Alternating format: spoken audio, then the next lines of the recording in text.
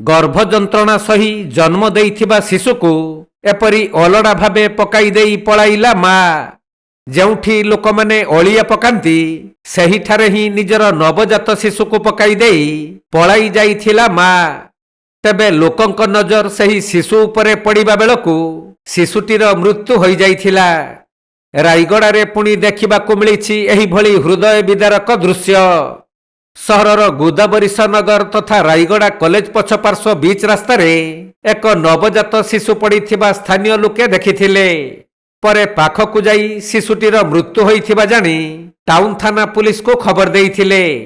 ହେଲେ କେଉଁ ପରିସ୍ଥିତିରେ ଶିଶୁଟିକୁ ଅଳିଆ ଗଦାରେ ଫିଙ୍ଗି ଦିଆଗଲା ତାହା ସ୍ପଷ୍ଟ ଭାବେ ଜଣାପଡ଼ୁନାହିଁ।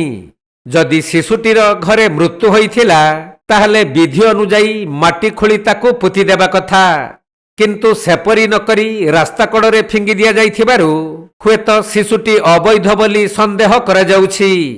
କେହି କୁଆଁରୀ ମା ଶିଶୁକୁ ପ୍ରସବ କରିବା ପରେ ଶିଶୁଟିକୁ ରାସ୍ତା କଡ଼ରେ ଫିଙ୍ଗି ପଳାଇଥିବା ଅନୁମାନ କରାଯାଉଛି।